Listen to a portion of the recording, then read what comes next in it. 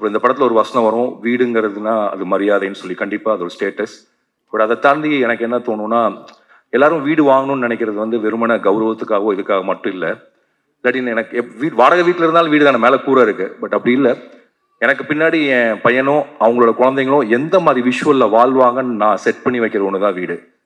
So நான் போனதுக்கு அப்புறமும் இந்த வீட்டில் தான் வந்து இருப்பாங்க, இந்த அறையில் தான் அவங்க தூங்குவான்னு எனக்கு தெரியறப்ப எனக்கு ஒரு மாதிரி நான் பார்க்க முடியாத ஃபியூச்சரை, என்னுடைய சந்ததிகளினுடைய வருங்காலத்தை, அவங்க எங்கே தூங்குவாங்க, அவங்க எங்கே சண்டை போடுவாங்க, அவங்க எங்கே உடலுறவு கொள்வாங்க, எங்கே குழந்தைகள் பிறக்கும், எந்தையும் தாயும் மகிழ்ந்து குழாவி அந்த இடத்தில் என்னுடைய மகனும் அவனுடைய மனைவியும் எங்கே மகிழ்ந்து குழாவுவாங்க, இப்படிங்கிற பல விஷயங்கள் சேர்ந்த ஒன்று தான் வீடு. கண்டிப்பாக அஃப்கோர்ஸ் அது மரியாதைக்குரிய ஒன்றா இருந்தாலும் கூட ரொம்ப உணர்ச்சி பூர்வமான ஒன்று. அண்ட் இந்த 3BHK படம் அப்படிப்பட்ட உணர்ச்சி பூர்வமான படமாக இருக்குன்னு எல்லாரும் என்கிட்ட சொன்னாங்க.